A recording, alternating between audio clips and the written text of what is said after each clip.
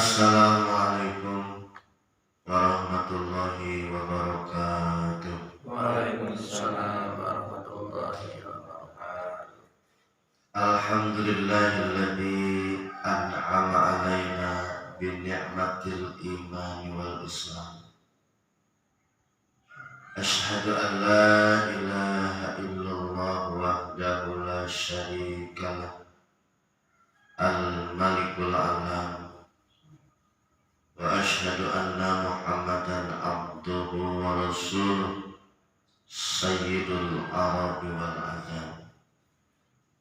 Allahumma salli wa sallim ala sayyidina Muhammadin wa ala alihi wa ashabihi wa man tabi'ahum bi ihsanin ila yaumiddin.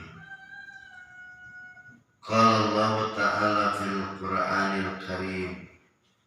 A'udzu billahi minasy syaithanir rajim. Bismillahirrahmanirrahim. Wa la tubazzir tabzira. Innal mubazzirina kanu ikhwana syayatin. Wa kana syaitanu li rabbih kafura. Al-ayat.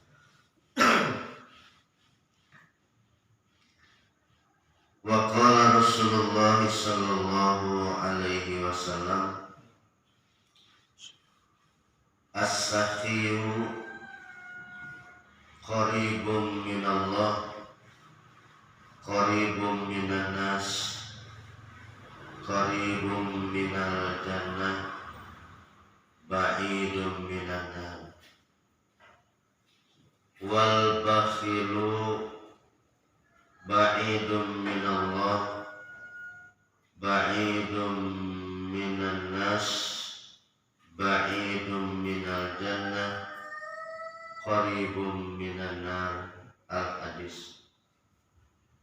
Allahumma ja'alni lisana sidqin fil awalin wal akhirin, waj'alni siqatan alayya wa ala umumin nasi haitsu qultu bi sabilika sirran wa alaniyatan ala siratikal mustaqim, waj'alni lisana nuraniyatan bi faidil barakati wa ilmikal manfaati li walahumul khairat wal huda walhamdulillahi rabbil alamin.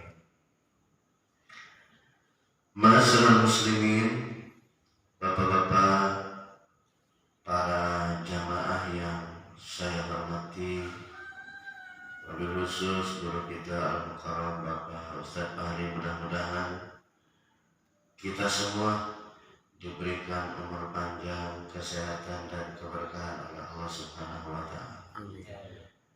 Alhamdulillah, segala puji dan syukur tidak henti-hentinya kita panjatkan kehadirat Allah Subhanahu wa ta'ala atas limpahan nikmat dan karunia-Nya kepada kita semua. Pada kesempatan pagi hari ini, Allah masih memberikan kekuatan kepada kita, menggerakkan jasmani dan rohani kita untuk bisa melaksanakan salah satu kewajiban kita.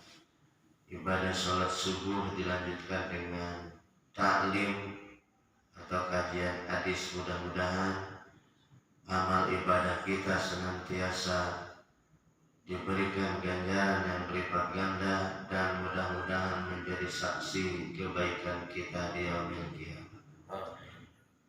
Salawat dan iring salam, mudah-mudahan Allah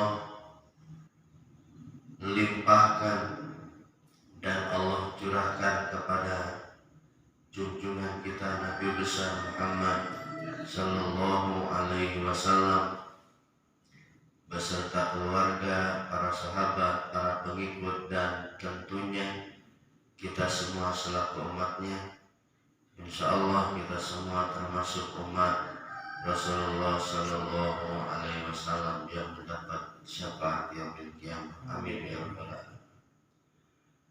Para jemaah rahimakumullah, pada pagi hari ini saya ingin menyampaikan salah satu hadis asar Jadi hadis asar itu adalah hadis yang riwayatnya adalah sahabat-sahabat Rasulullah SAW. Ini dinamakan hadis asar. Bismillahirrahmanirrahim. Wal maqalatus saminatu wal arba'una. Dan hadis ini adalah hadis yang nomor 48. An Wahb bin Munabih, diriwayatkan oleh Wahab bin Munabih al-Yamani, orang Yaman, radhiyallahu anhu, mudah-mudahan Allah ridho kepada Wahab bin Munabih yang berasal dari Yaman. Jadi para jamaah, masya Allah, kalau kita buka hadis ini dari riwayatnya saja, ini disampaikan oleh Wahab bin Munabih, dan Wahab bin Munabih itu salah satu murid Rasul, sahabat Rasul yang berasal dari negeri Yaman. Jadi kan Yaman ini adalah negara yang cukup jauh dari Jazirah Arab. Jadi kalau kita lihat peta Arab, gitu ya, untuk sampai ke negeri Yaman ini melalui satu pegunungan, satu perbukitan. Jadi negara tetangga kira-kira begitu. Jadi subhanallah, Rasul ini pada saat itu di mana dunia masih belum ada teknologi untuk bisa komunikasi jarak jauh, tetapi sudah memiliki sahabat, sudah memiliki murid yang berasal dari negara lain. Ini kan satu mukjizat, satu kelebihan dari Allah Subhanahu wa Ta'ala. Jadi memang para nabi, para rasul itu oleh Allah diberikan kelebihan yang disebut dengan mukjizat. Ada satu contoh. Jadi ketika Nabi Nuh selesai membuat kapal di tengah-tengah perkampungan, maka setelah kapal itu selesai, seluruh umat yang taat kepada Nabi Nuh yang jumlahnya kurang lebih 80 orang, baik laki-laki maupun perempuan, itu semuanya telah Nabi Nuh naikkan atau diselamatkan di atas kapal yang dibuat oleh Nabi Nuh alaihissalam. Tetapi orang-orang yang dekat Nabi Nuh, diantaranya adalah Kan'an. Kan'an ini anak daripada Nabi Nuh alaihi salam.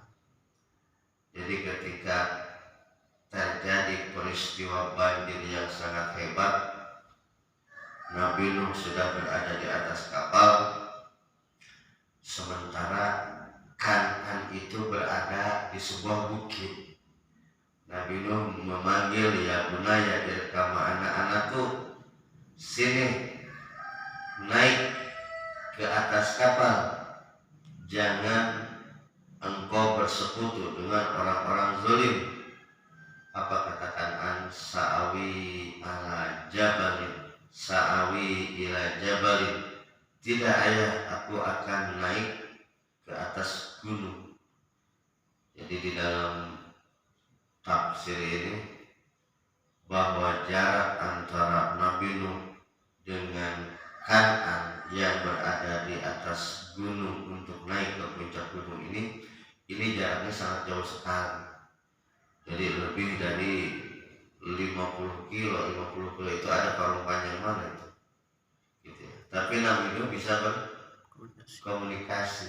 Jadi dengan teknologi yang ada pada saat itu, tentunya teknologi langsung mukjizat dari Allah Subhanahu wa Ta'ala. Dan apa yang diucapkan oleh Nabi Nuh itu kedengaran oleh kanan gitu ya. Itu paham. Kemudian para sahabat juga sama. Dulu sahabat Umar itu bisa mengendalikan pasukan perang itu dengan posisi Sayyidina Umar tidak berada di lokasi perang. Jadi pernah satu riwayat sahabat yang ikut di dalam berperang itu namanya Sariyah. Sariyah itu diintai oleh musuh. Jadi di belakang itu sudah siap pasukan pemanah yang akan memanah Sariyah. Kemudian Sayyidina Umar berteriak, Sariyah al-Jabal, Sariyah kamu naik ke atas gunung. Kenapa? Kalau kamu tidak naik ke atas gunung, maka di belakangmu itu pasukan siap dengan anak panah yang lesat akan menghembus tubuh kamu. Padahal pada saat itu Sayyidina Umar sedang berada di tempat, sementara Sariyah sedang ada di tempat pertempuran. Jadi subhanallah, ini adalah satu kelebihan dari Allah Subhanahu wa Ta'ala yang diberikan kepada orang-orang yang mulia, orang-orang yang memang dekat dengan Allah Subhanahu wa Ta'ala. Jadi dengan kedekatannya ya, kepada Allah, dia bisa berkomunikasi walaupun jarak yang sangat jauh. Begitupun Sariyah ini, siapa Wahab bin Munabih yang dari Yaman itu, tetapi bisa berguru dengan Rasulullah SAW yang berada di Makkah. Jadi kalau zaman sekarang daring gitu ya, belajar dari jarak jauh. Jadi kalau dulu dengan teknologi. Jadi memang apa ya, orang-orang dulu itu mereka karena memang begitu dekat makamnya dengan Allah, punya satu kelebihan itu sesuatu yang tidak bisa diterima dengan akal. Ini adalah satu kemuliaan dari Allah Subhanahu wa Ta'ala yang paling akrab di telinga kita sudah tahun-tahun kesini, yaitu percakapan antara Syekh Nawawi Al-Bantani dengan Syekh Khalil Bangkalan Madura. Jadi Jawa Barat, Jawa Timur gitu ya. Jadi bisa berkomunikasi, Syekh Khalilnya di Bangkalan, Syekh Nawawinya di Banten gitu. Tapi bisa berkomunikasi dan bisa berjanjian, Pak. Jadi ada bahasa hati yang langsung nyambung gitu. Sehingga ketika mereka akan berkumpul di satu tempat itu bisa pas ketemu. Makanya dulu para wali songo itu gitu ya, bisa berkomunikasi jarak jauh gitu ya, bisa berada di satu tempat, dari mana-mana berkumpul gitu ya, di satu tempat di daerah Banten. Di mana? Di Balaraja. Makanya disebut Balaraja itu, kalau kata ahli sejarah, Bale itu tempat ngayung raja para pemimpin gitu. Jadi padahal belum ada ini, Pak gitu. Jadi subhanallah, itu adalah kelebihan orang-orang yang Allah muliakan, ada kelebihan. Atau bergeser dikit ke sini lah. Jadi saya masih ingat itu orang-orang tua kita dahulu. Kenapa saya sampaikan ini? Nanti di depan hadis ini riwayatnya ada. Nenek-nenek kita dulu biasanya itu omongannya nenggel, Pak, tahu nenggel. Jadi langsung. Iya, pas. Jadi dulu itu kan belum ada kayak begini. Saya masih ingat waktu kecil. Jadi kalau dia kangen sama anaknya yang lagi di rantau, apa yang di Jakarta, yang di mana, si ibu ini kangen sama anak, biasanya habis masak tuh kan dulu pakai CN. CN ya. Jadi nasinya diangkat, begitu seengnya itu masih ngumpul-ngumpul itu dipanggil anaknya, pulang. Entah betul atau kebetulan, biasanya ada kontak batin tuh, ada kontak batin yang bersangkutan seolah-olah dia mendengar panggilan ibunya pengen pulang gitu. Itu orang-orang terdahulu terjadi gitu. Nah, kemudian ke depan ke sini teknologi itu, ilmu itu oleh Allah diwujudkan, bentuknya adalah ya, seperti yang kita miliki saat ini. Jadi kalau kita sekarang bisa berkomunikasi jarak jauh melalui teknologi HP dan lain sebagainya, orang-orang dahulu pun sangat bisa berkomunikasi jarak jauh dengan tentunya kelebihan-kelebihan yang dianugerahkan oleh Allah Subhanahu wa Ta'ala. Para jamaah rahimakumullah, jadi Wahab bin Munabih ini beliau mendengar dari Rasul begini. Maktubun fit Taurati, membaca fit Taurati di dalam kitab Taurat. Kitab Taurat itu adalah kitab yang diturunkan kepada Nabi Musa alaihi salam. Jadi kitab itu kan 4, ada kitab Zabur, kitab Taurat, kitab Injil, dan terakhir adalah kitab Al-Quran. Nah, keempat kitab ini oleh Allah isinya sudah ada di dalam Al-Quran semuanya. Sudah disatukan di dalam Al-Quran. Makanya walaupun kita tidak pernah membaca kitab-kitab terdahulu, tapi yakin kitab itu adalah ada yang diturunkan kepada Nabi, dan semuanya sudah dirangkum di dalam, sudah ada semuanya disempurnakan di dalam kitab Al-Quran. Jadi ada kalimat begini, ada bunyi begini. Kata Nabi begini, jadi al-harisu fakirun aytalibu li syai'in bijtihadin fi isobatihi fakidan lima yahtaju ilaih.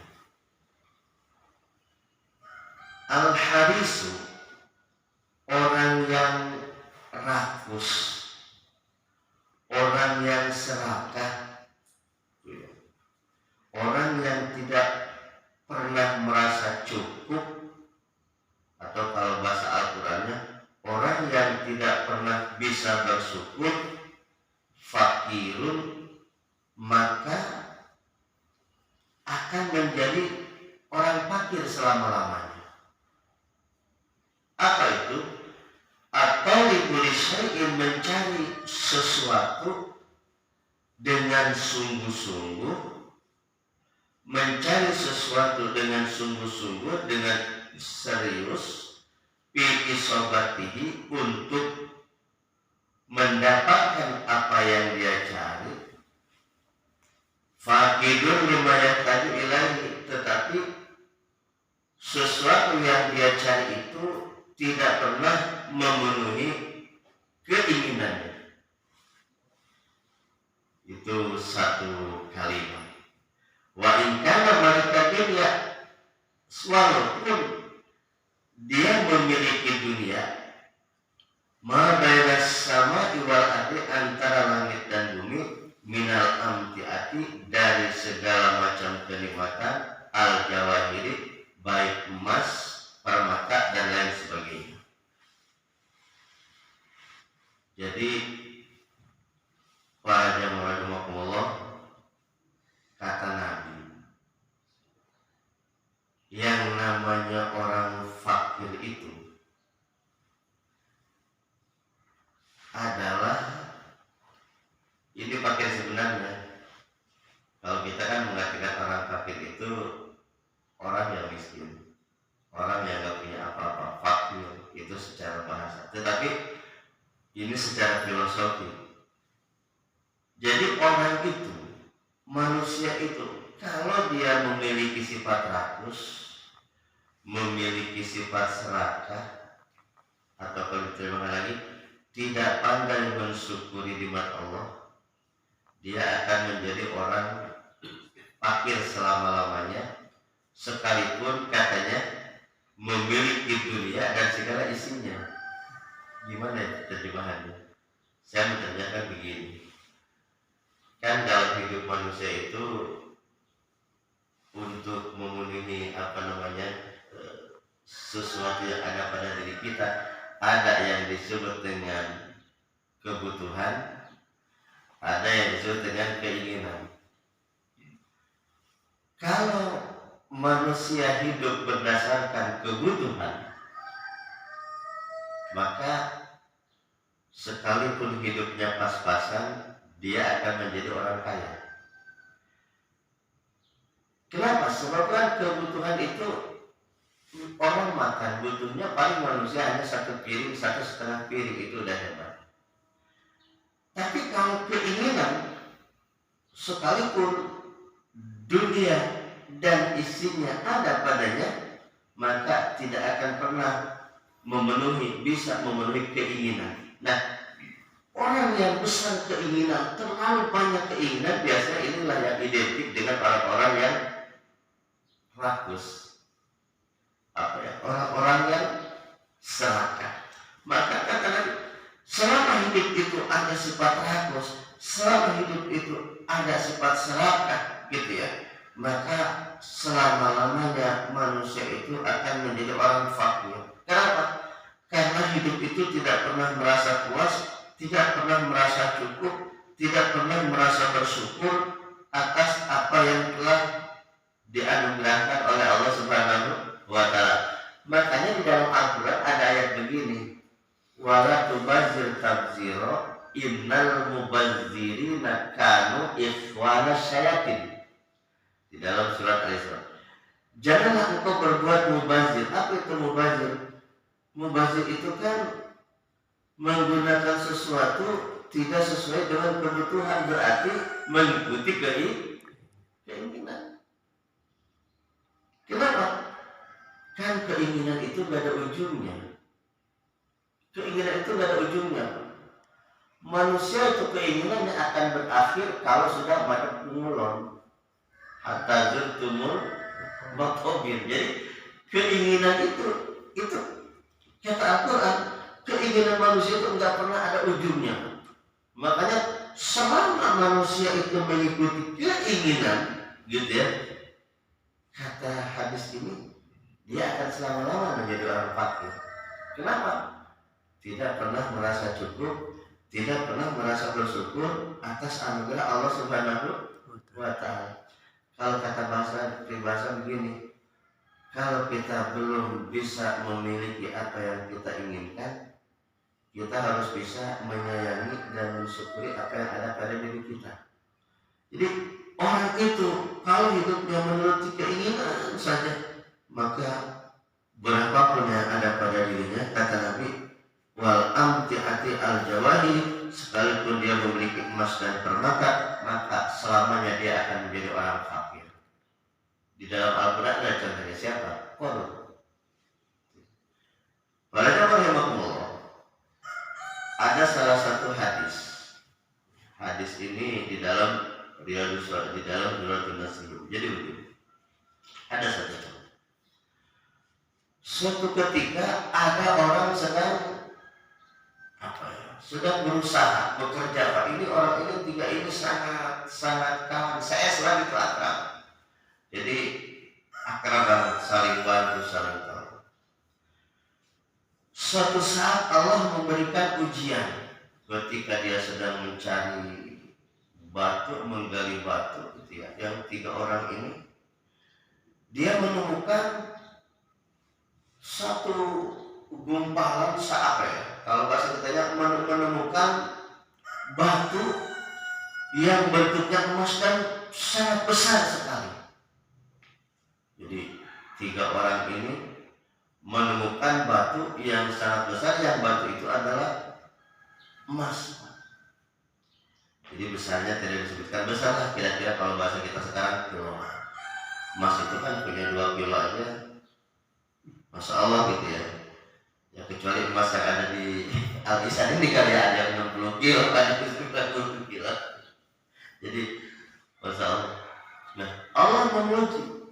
Kemudian 3 emas ini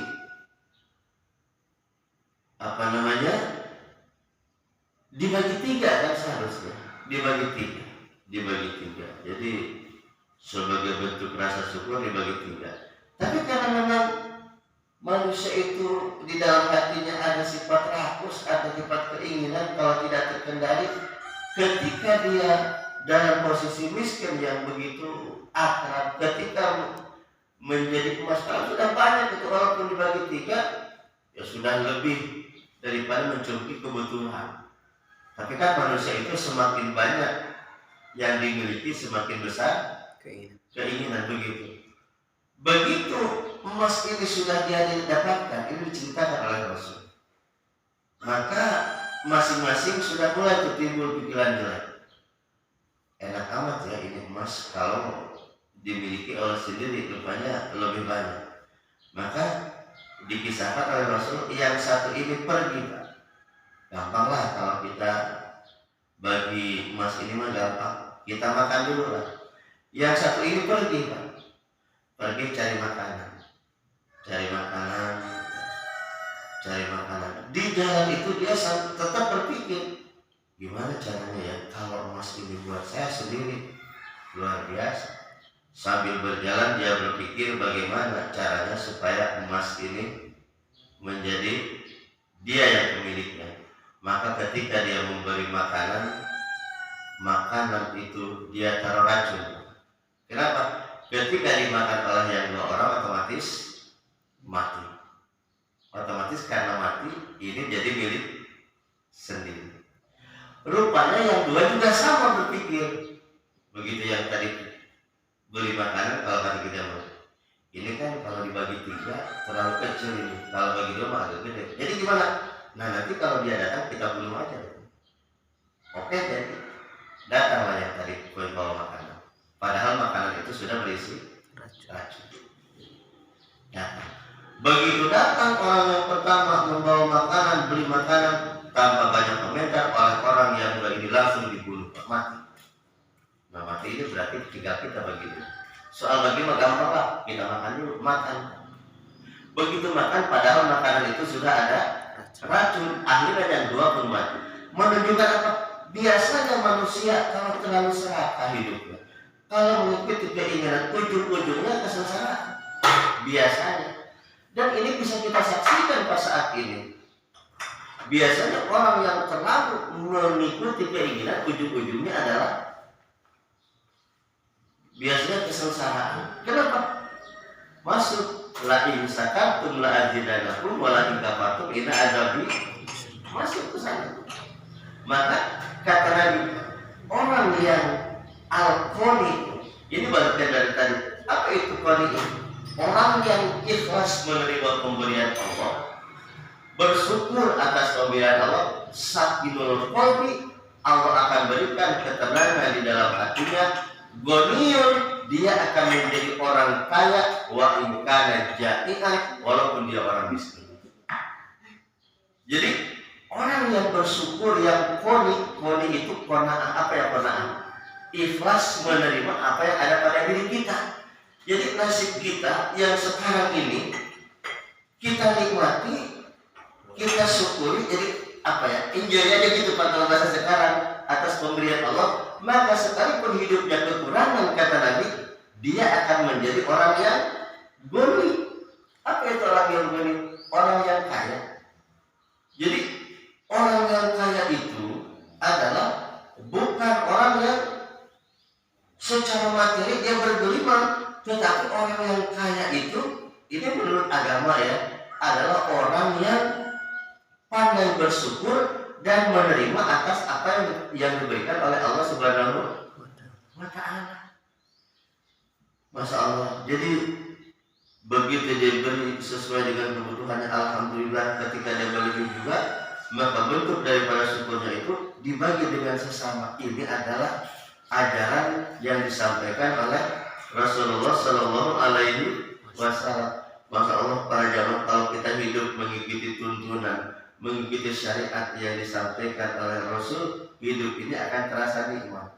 Kenapa hidup ini kadang-kadang kita susah, kadang-kadang sengsara? Karena biasanya antara keinginan dengan apa yang kita lakukan enggak nimbang. Kita dapat rezeki, dapat anugerah dari Allah satu hari 100.000, alhamdulillah 100.000. Ingin punya Fortuner, pokoknya kan ngukurnya agak susah Pak. Ngukurnya agak susah. Atau ukuran 100.000 maka keinginannya sesuai aja yang kira-kira pantas dengan ukuran 100 apa. Ini yang kadang-kadang bikin susah itu ya seperti itu. Maka tidak jarang para jamaah, kenapa si orang itu terlilit dengan masalah ekonomi dan lain sebagainya gitu ya? Karena rata-rata mengikuti keinginan tidak disesuaikan dengan penghasilan dan tidak mengikuti kebutuhan. Kalau mengikuti sesuai dengan kebutuhan, dia akan selamat. Kayaknya di bahasa ini termasuk ke dalam prinsip ekonomi, jadi gitu ya.